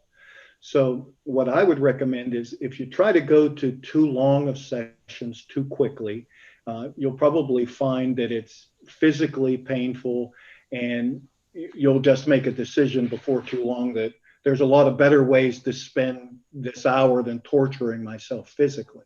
So we need to allow the body the opportunity to find those areas of discomfort, to find the posture that works best for us. So I always recommend, and I always try to teach in intro class retreats that we do, and I know most of the teachers do, is to show multiple postures, how to sit correctly in a straight back chair, how to sit in a couple of various ways on the knees, how to do various variations of the cross-legged postures. And then I encourage new people to really put some effort into each of those. Don't just sample them very quickly and discard, but put enough effort into each one that you can really get a pretty clear idea of which of these harmonizes best with my body. And then maybe there's some tweaks, maybe there's some modifications. Maybe if I put a little pad under my right knee, or I put a pad against somewhere against the small of my back, then I'm able to ease into that posture and really make some progress. Now, what most people will find over time, that if you really make some sincere effort initially in finding those areas of discomfort, doing really what Christina mentioned in the first sharing, is focus on those, focus on exhaling, breathing, relaxing that discomfort out. What you're very likely to experience is this state of surpassing or detaching from body, surpassing or detaching from the physical self. It's really a pretty amazing experience when you have it. You'll find that you sat for 45 minutes and you didn't feel anything. And it's usually a pretty amazing revelation for people the first time they experience that. And they'll say, "What was that?" It was like, it can't possibly be 50 minutes. It felt like 5. And then usually the teacher will smile and say, "That's the experience of surpassing body." And only when you get to that point, and that can take several weeks. For most people, it's weeks, a couple of months of dedicated practice to get to this surpassing body state. It's not typically a year's long journey, but with some daily practice, 20 minutes, a half an hour, get to your tolerance level, go another minute or two, and then let it go. Just give yourself just a little nudge past where your comfort level is. If you need to adjust the leg or adjust your back and you get another 5 minutes, that's great. But allow yourself to focus almost exclusively on surpassing body until it really either fades to background, diminishes, or disappears. And that's, now you have a foundation, a success that you can build on towards surpassing the mind and emotion, which most people find to be more challenging. If you're trying to do both of those at the same time, it can, just as you described, be overwhelming. So build one step at a time, get a good foundation and a good frame of reference for how being focused, how establishing the breath, centering the breath allows me to surpass body. When I have that frame of reference, that experience, now I can extend that into, extrapolate that to relaxing and surpassing mind and emotion.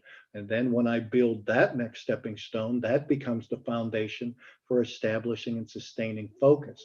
So, see this as sort of incremental steps towards gaining proficiency.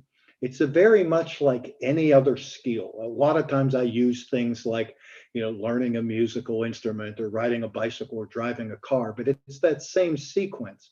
If I want to learn to play the piano, I first have to learn how to make some individual notes. I have to learn how to do each one very cleanly. At first, they'll be sloppy, they'll be inconsistent, and then maybe I can start to make some chords, and those will gain some proficiency over time. And then eventually I'll be able to flow that into some preset patterns. And those preset patterns are like these formal postures and formal breathing patterns that we do. And eventually, if I keep playing the piano long enough, I'll get to the point where it becomes free improvisation. What I feel inside just flows out through without engaging conscious thought, without having to know exactly where each finger is each time. It just becomes a flow, an expression of what I'm feeling inside flows out through that instrument. And that's exactly what happens in meditation practice. We build the foundation. Our individual notes are seated posture and alignment. And our scales are when we're harmonizing breath and body and relaxing mind and focusing. And eventually it becomes an expression of the spirit that flows through that foundation, is what becomes our personal experience, our personal realization of our true nature through the practice. So it's building those individual fundamental building blocks, building each on the next until they allow us to release from the body, release from conscious mind, and truly experience a flowing of our own spirit. So I hope that helps you to clarify your path forward from where we are today. Thank you, Meow Ming. This is Kathy. I have a few questions on Facebook, and then I'll unmute folks to ask questions live too on Zoom. So one of the questions I have on Facebook is, how committed should I be to full lotus on my path to Chanding? Well, that's a great question, comes up fairly often, and I'll share Fu's teaching of that, our master, our highest level fully enlightened master in this generation. And basically his explanation is the most efficient path to gaining a Chanding experience is being able to establish and sustain the practice in full lotus. It allows for the most stability, the quickest path to truly feeling stillness, and it really enables a wonderful alignment of the physical self that allows for the energy flows, the alignment of the chakras, and the connectivity that's beneficial for realizing or experiencing a Chanding experience. So full lotus is the most efficient path. A lot of people either have some physical limitation or some challenges, or find full lotus has become so full of discomfort or distraction that they feel that it really impedes their practice. So they may back off to half lotus. Again, according to Share Fu's teaching, if you do half lotus, it'll probably take you about twice as long to experience the same thing as if you were in full lotus. So if I can get to surpassing the body in full lotus in a month, it might take me 2 months to accomplish that same thing in half lotus. If I go to easy lotus, where both knees are suspended, it's much less stable. It feels comfortable initially. It's more difficult to do for longer extended periods of time. It kind of doubles that progression again. So full lotus is the most efficient path to stillness, stability, and entering Chanding. As we back off and go to postures that are less stable, it will simply extend the timeline to get there. But many people, myself included, I typically will sit in half lotus, and I recognize and acknowledge that it's going to take longer to gain realization. And I'm okay with that because I find it to be more comfortable and pleasant. And I still get a lot of benefits from it. I still get the relaxation, the calming, the disengagement, the connectivity is still there. So I'm still gaining a lot of benefits. I just resign myself to the fact that the path will be a little longer, but not quite as steep. And I'm okay with that. So each of us has to decide for ourselves, what's our level of commitment?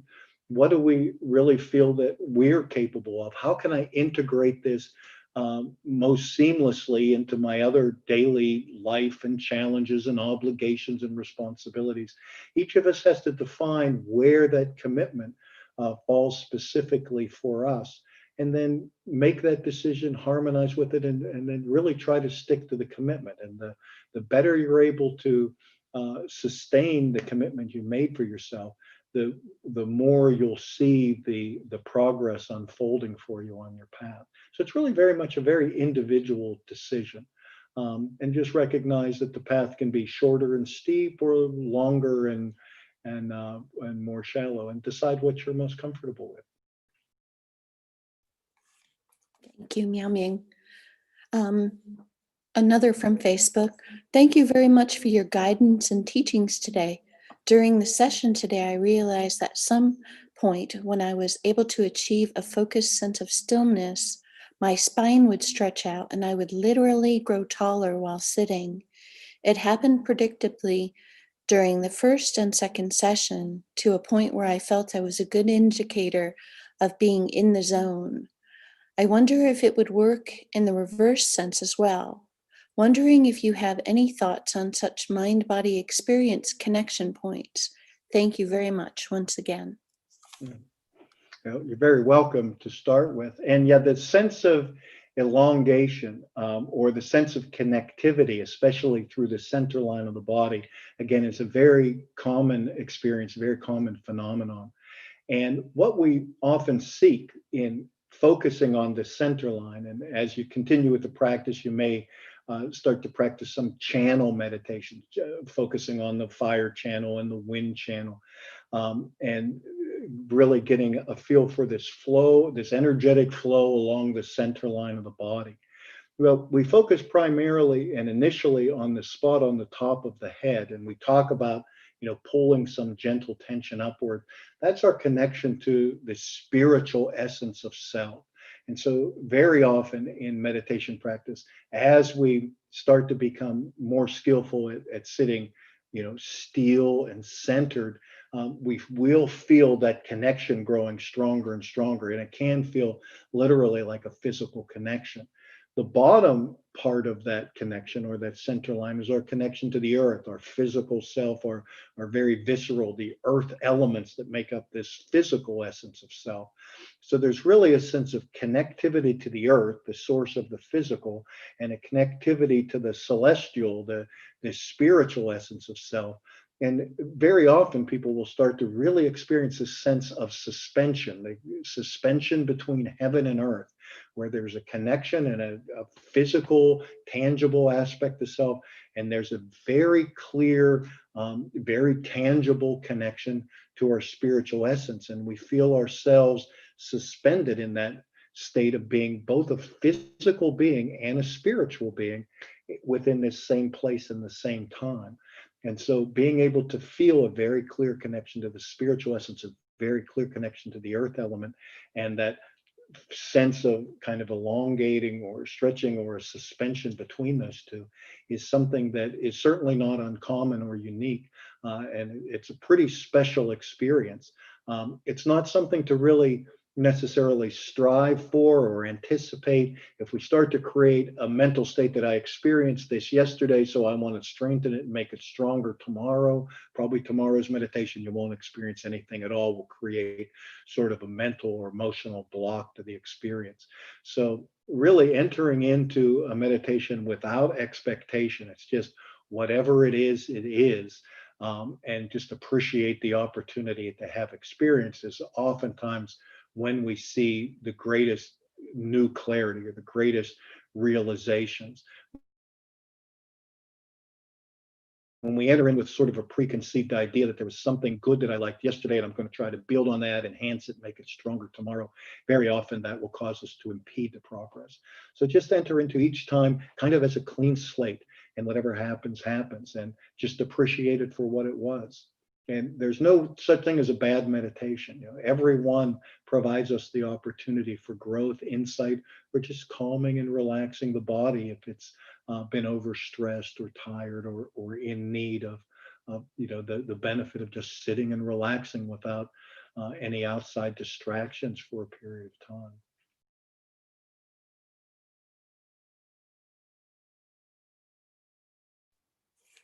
Folks can jump in, and anybody can unmute themselves and ask a question. We've opened that back up.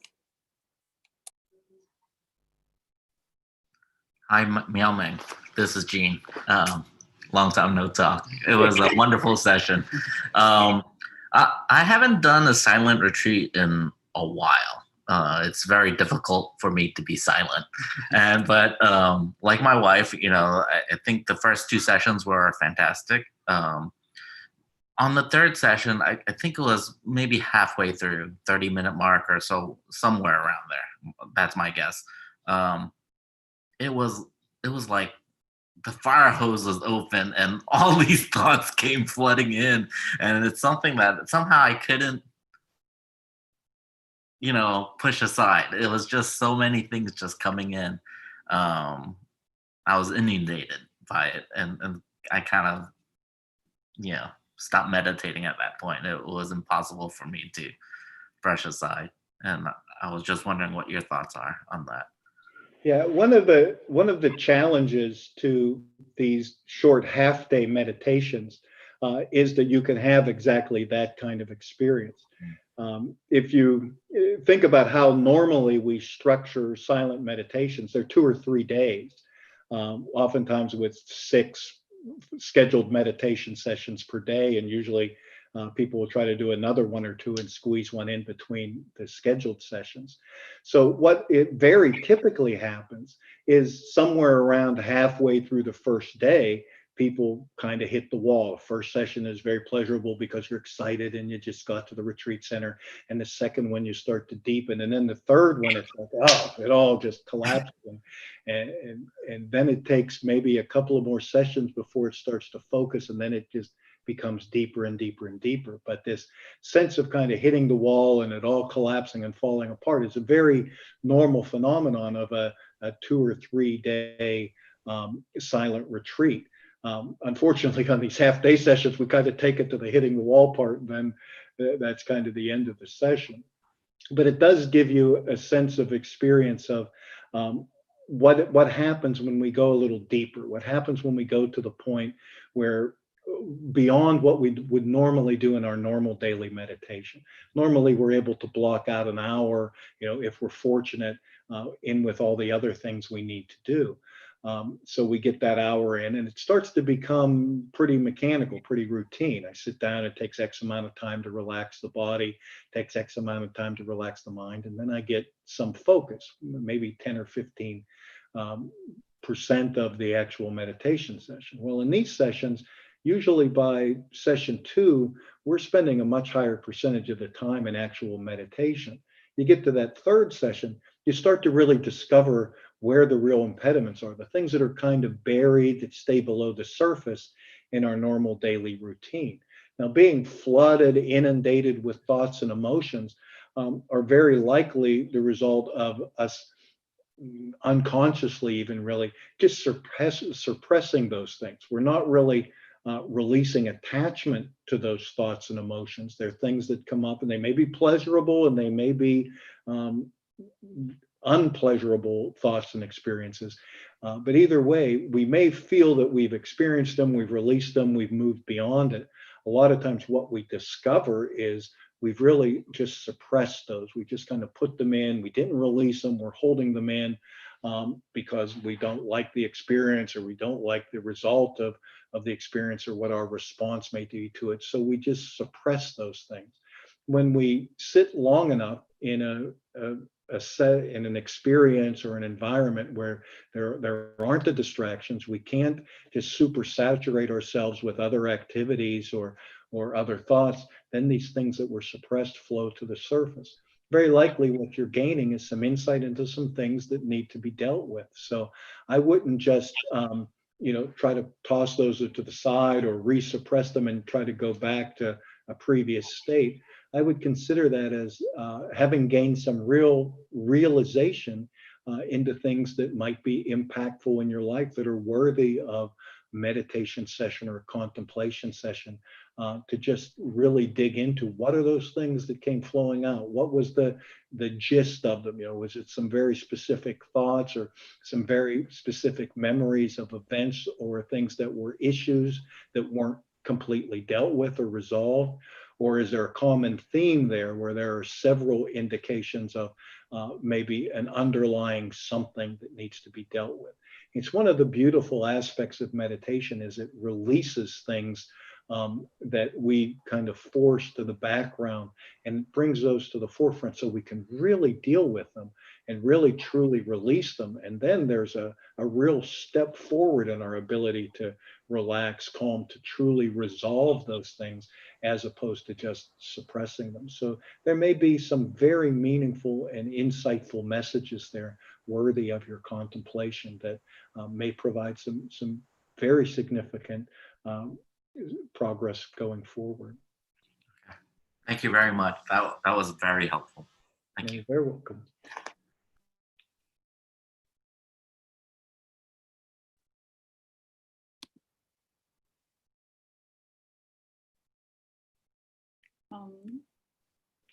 Yes. I mean, okay, just making sure you can hear me.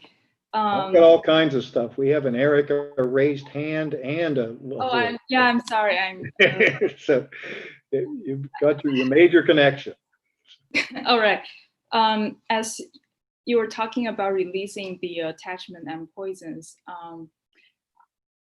so it's less so about this meditation session, although I did feel a little bit challenging again in the third session. But I just feel like in general, in recent months, meditation has sometimes not been as joyful or peaceful as it has been for me before, but I'm not like utilizing a mental judgment on that. But I feel like is it a kind of a releasing process for me? But like, what would the releasing process for people, would it actually be very painful and hard? Because I am not sure what I have been going through is part of that, because sometimes when I sit and just some like very, very deep sorrow, suffering, grief, and just very, very negative and kind of traumatic like emotions coming out, and I just can't help with it.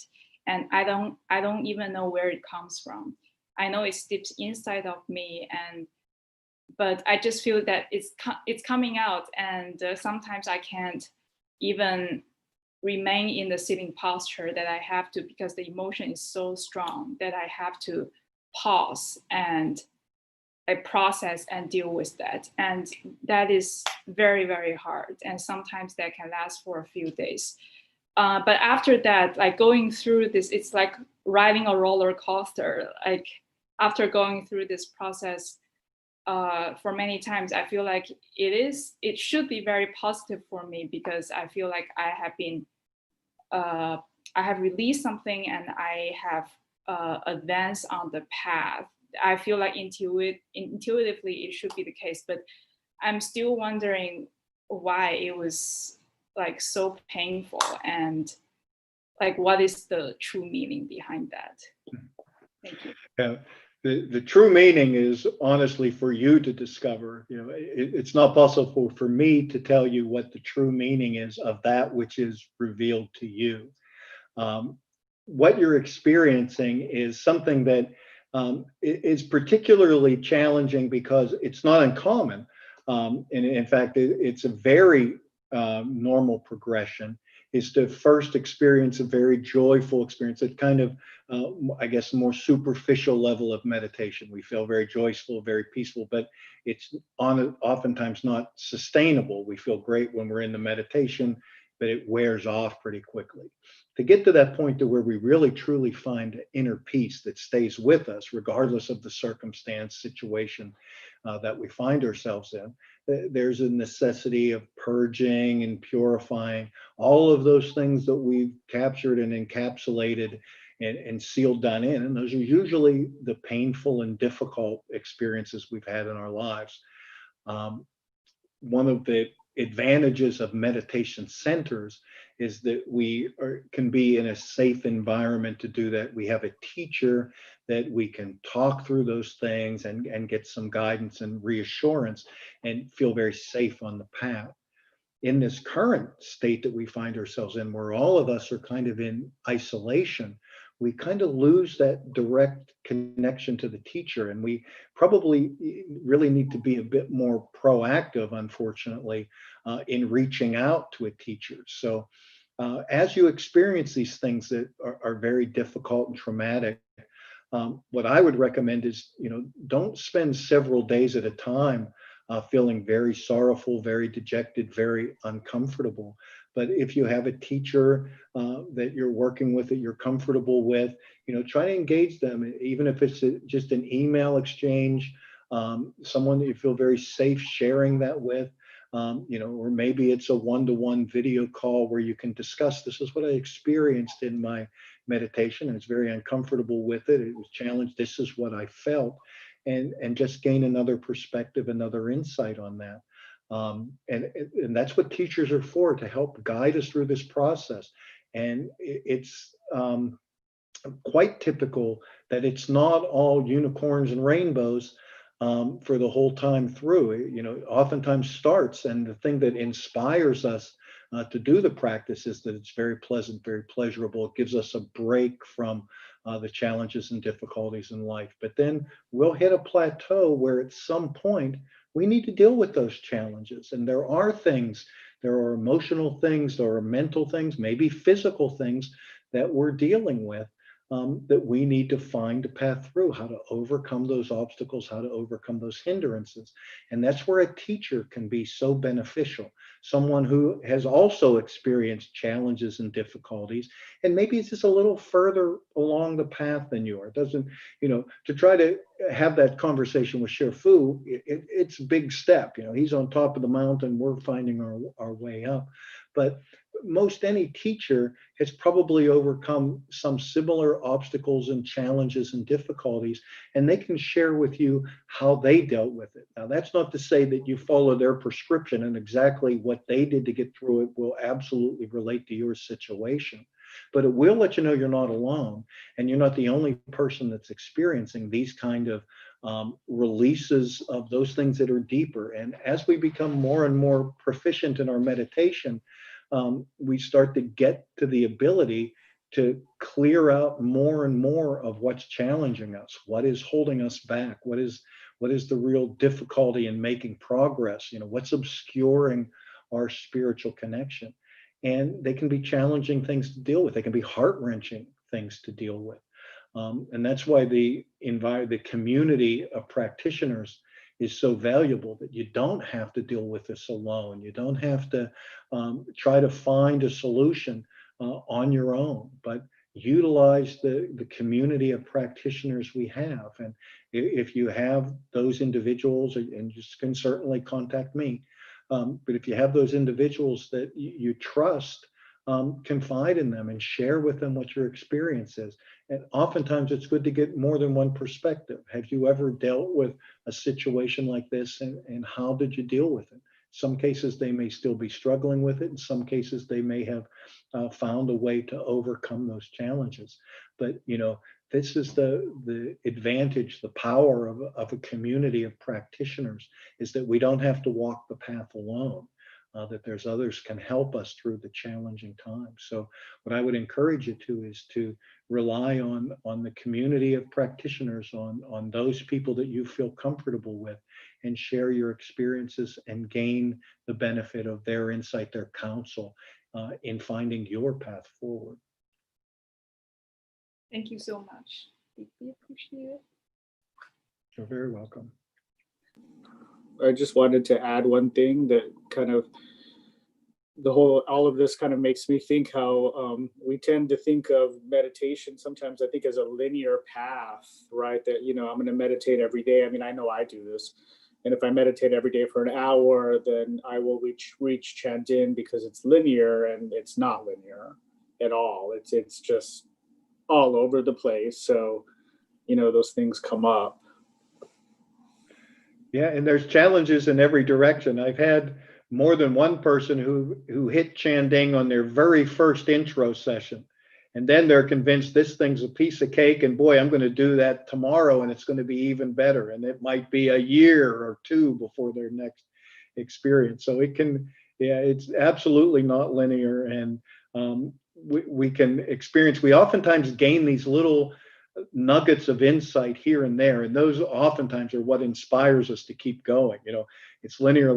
Then I get something way up here, and it's like, wow, I've really made a step change. No, you're still kind of working your way up, but we get this experience that shows us what is possible, and what does exist, and that it is real, and those things that do kind of show us that there's a lot more to this than maybe what my mind defined it as or characterized it as. And we'll have those very powerful experiences from time to time that are those things that inspire us to keep doing the day-to-day, grind it out, do that hour, because we are making progress. We are taking steps forward.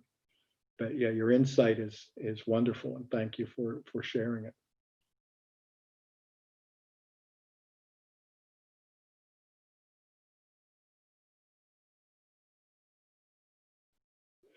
Well, I think we're just about out of time for today, but like I said, if questions come up, or if there's other things that are unresolved, or maybe you just need some time to contemplate and clarify, we'll be doing our monthly Q&A next week, next Wednesday.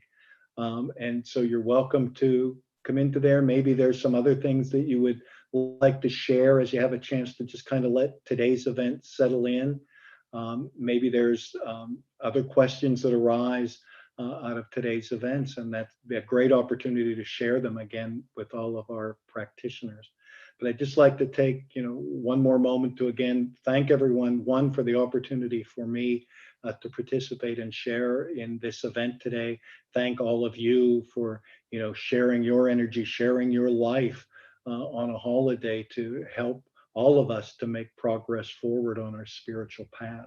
So I'd just like to offer a very deep expression of gratitude to everyone that took the time to share something of your life with all of us today. And thank you.